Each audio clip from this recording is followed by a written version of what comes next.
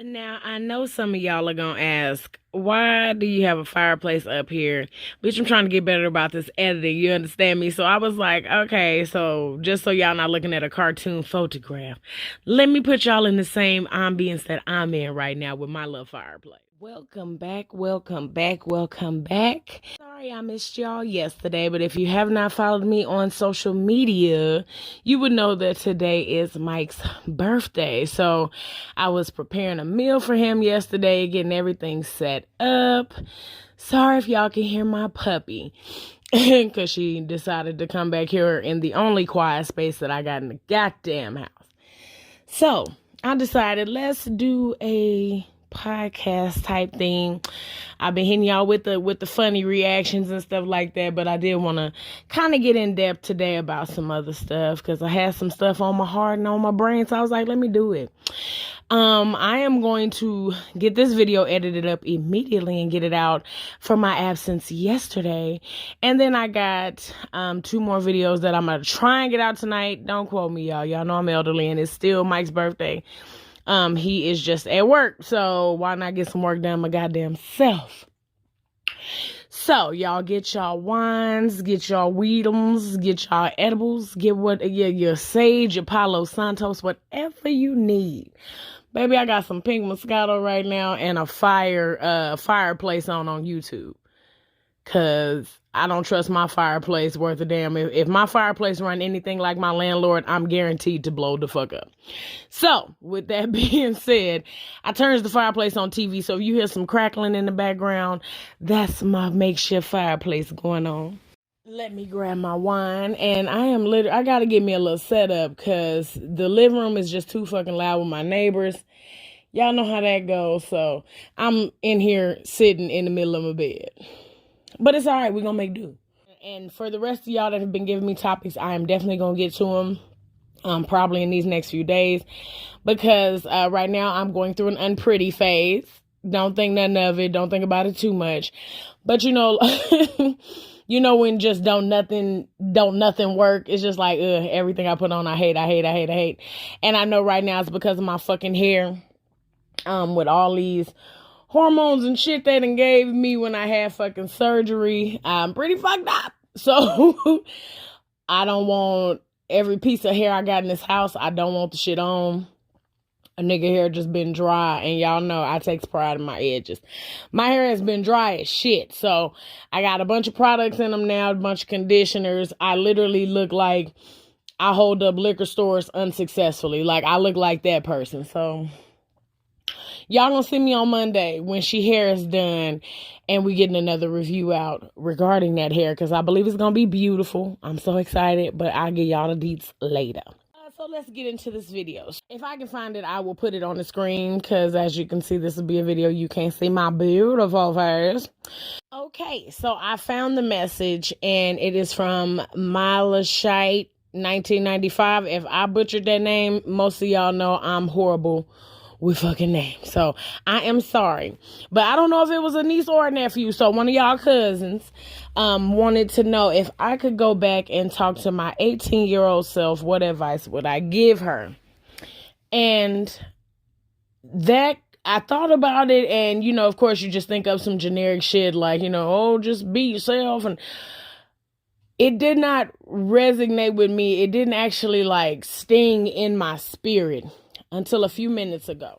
And I say this because at 33 years old, I noticed that I still do a lot of shit that I did at 18. I just do it with more caution and less impulse. So, you know, when I was 18 years old, I would just do. And that anything, if it's some crash dummy shit, just anything, I do. You know what I'm saying? I'm rushing to do. And with that being said, you know, I would tell my 18-year-old self, claim your things. Claim your things. A lot of people saw the movie that Tyler Perry put out, Four Color Girls, and there was a poem in there, I believe it was by Maya Angelou, where at one point, Loretta Devine was knocking on the door and she was telling Frank, I want my things. And she has this tree that she's grown for him, basically by herself. She's been watering this tree. And a lot of us did not take the message. And for some reason, when I just had a situation go on, I immediately thought of that movie and I immediately went back to this question. This question got asked several days ago. Claim your things. I have a lot of issues in my life because I've always been the funny friend, people just tack comedian on when the world finds out about you being funny or the world accepts your humor. I've been humorous since a child, and there's always some truth behind every joke. Every joke is not true all the time. And there's truth behind every joke. So in order to get some of those truths, because like I said, I've never really been a dramatic person in a bunch of bullshit or problematic. So I've never really had a rough kind of life. You know what I'm saying? Any situations I've gotten in, I've put myself in them. It was never no shit to where, motherfucker want to fight you because of this. And that's just never been my life. So I've always lived vicariously through people who had lives like that, and I ended up in shit that way. But it was always like barely being in it. Like we know that ain't had nothing to do with that. So I've never really had, a bunch of shit going on.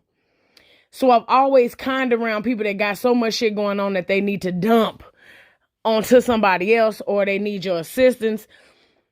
And I'm noticing at 33 years old, thinking that I had ridded my life of all people and situations like that, and realizing I haven't just in these moments. I have an issue with becoming everybody's fucking therapist. Just because when you tell jokes, when you give laughter, you hold a lot of shit in. You know what I'm saying? That you go through. You take on a lot for yourself when laughter is literally your life's work. It's not a job. It's not just something that you want to do. My nigga, I have to do it. You know what I'm saying? I thrive off doing that. It gets me to feeling better about myself when I know I done made somebody else feel better about themselves. But see, people play on that. And I'm noticing that at 33, it was a thing before, but of course I was a kid. You way more blunt. And as a kid, you have this courageous ability to claim your things in a way that some adults, we just lose it. We lose it somewhere. It goes elsewhere because you start getting in relationships that are less than you. You start kicking it with people that are less than you. And you know that. As a kid, I have a 17-year-old niece now. But as a 13, 14-year-old kid, I would see her cut off people like in their face. Get the fuck away from me. And I admired her courage, but I realized at one point I was that person too. Like, hell no, I don't like it. But the older you get, you start to accept bullshit, either just to hang on to the little bit of youth you got, hang on to the life that you remember having. You just do it to hang on to something. And I realized today, I'll cut people off. They'll come back and we usually figure out to make a way to make amends. But I always let you know what was the reason I stopped dealing with you. And I'm the type of person that I give you rope to hang yourself with. And a particular person that I cut off because I got to a point, especially with everything going on with this, with my hormones and shit, I got to a place where I needed to be alone. I needed to reclaim my things. Because you got one friend that calls you when everything going wrong in their relationship and their work. You got another friend that call you when everything going wrong with their relationship or their family. You got another friend that calls you when somebody's passing away or shit just tough. You got another friend that always need to borrow something. Out of all those people I just named, everybody's calling for a piece of you, but nobody is putting into you. And the type of person that I am, I give it away every time. And now that I'm in a space where I'm so motherfucking comfortable with me to where I don't want to be bothered by nobody, I'm noticing what happens. I'm noticing the pattern. I let you come back you operate the way that you should have been all along for a couple of days, and then boom, you right back to whatever the fuck it was that drove me away from you. Then we go through the not talking 2-3 months, then we come back, we speak on what's going on, this, that, and the third, and then it's the same repeated fucking history. Reclaiming my things. In that poem, a lot of people didn't hear what that woman was saying. It just sounded like she's complaining about having to water a tree, and for a man that's not showing any interest. But when you're giving pieces of yourself to put life into something that's not putting life into you, eventually you starve yourself so motherfucking much till it's physically hard to breathe. Until you figure out, I got to get the fuck away from this. But the hardest thing is to figure out what the fuck is this. And when I got the message from the person that I just started back talking to for the same things, your concern when you call is always, how can I fix me? Your concern is never, how is my friend? How are you? And like I said in the girls trip video, I have made poor choices from that fucking age. Because, at a certain age, your mama can control your friends. And my mama didn't like nobody. You understand me? So when I got to being able to control my own friends, I realized how much of other people I took on. But I realized that 15 fucking minutes ago. I've been 33 for damn near a year. In my 30s for 3. Grown as fuck for a minute. And I am just now realizing and putting forth effort and wanting to so bad to take back my fucking things. And I wish at 18 years old, if I could go back, I would tell my 18-year-old self, everything that's yours, and I'm not talking about material possessions. I'm not talking about shit you pay for. I'm talking about that internal shit that you need a little bit of just to make yourself get up and go every day. Stop giving all that away. Don't give all that out. Because, baby, it's easy to charge up when somebody plugging you into a fucking wall. Have you ever seen a charger plug itself up? And it takes a lot of mental cleansing and space to get to where that is something that you can just do. And I have gotten to a place, thank God for this quarantine in some ways, and in others, damn it. But I have gotten so comfortable with the space that I'm in. I'm more gracious.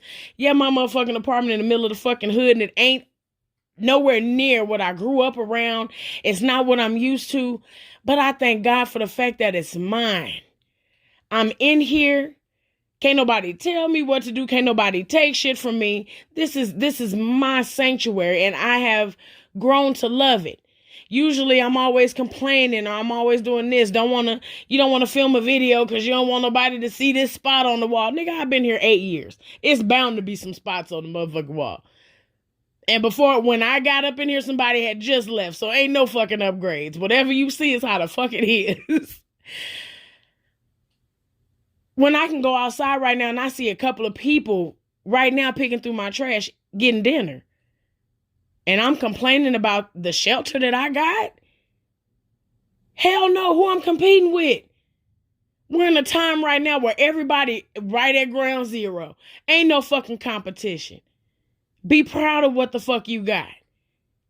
Be happy and excited to wake up in this raggedy motherfucker every day. Because this your raggedy motherfucker until God say, you know what, you ready. Let's go ahead on and put you in that house you want. Let's go ahead on and move this. I'm comfortable with that, so now what's next?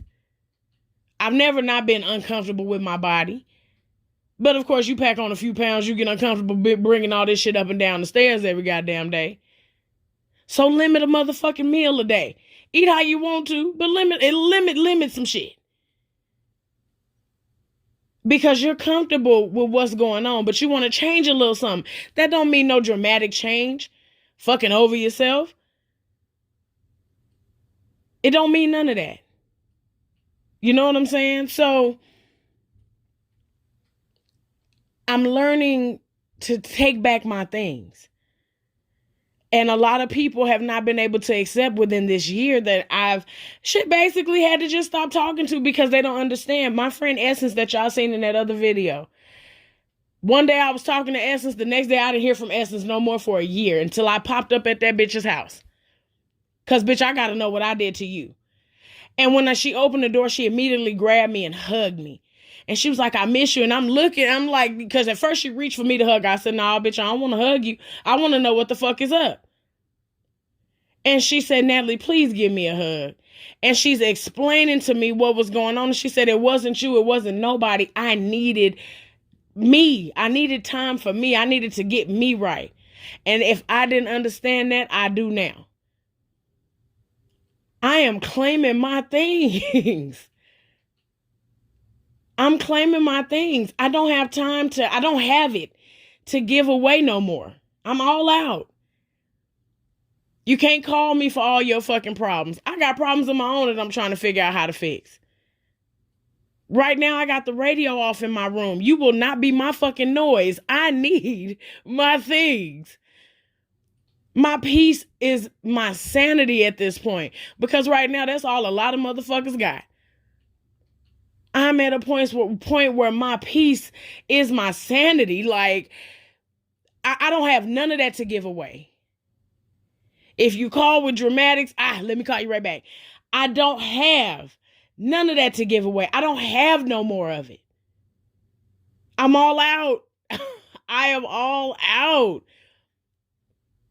And I'm to the point now where I am verbally voicing it like I used to when my mama could control my motherfucking friends. I'll voice it now. I don't want to hear your problem. I got my own shit going on. And no, I don't want you to fix my shit. I want to be able to fix my shit. But right now, you are being the loud voice in my quiet room. It's a world full of thunder. And right now, I am literally at peace in my quiet space. You cannot come into that. I don't have no more room. I could go on and on about that, but I got one more topic. So I thought about it, and since the other video is 12 minutes long, and I think I'm going to talk during and pause it, and ain't no sense in this video being 40 minutes goddamn long, and then me having to make 2 more videos to catch up, I'm going to turn that into a part 2. That will be released today, because I'm finna just do it while I'm in here and I'm in the mood. So, y'all stay tuned for part 2. Thank you so much again for tuning in. Thank y'all so much for joining me. Make sure you like, subscribe. If you want to share, feel free, girl. But if not, as long as you like and subscribe, and excuse me, if this your second, third, fourth video, you like it here. So go ahead on and subscribe. Keep y'all wine out, refresh y'all cups, give me a couple hours, and we'll have part 2 up. Bye.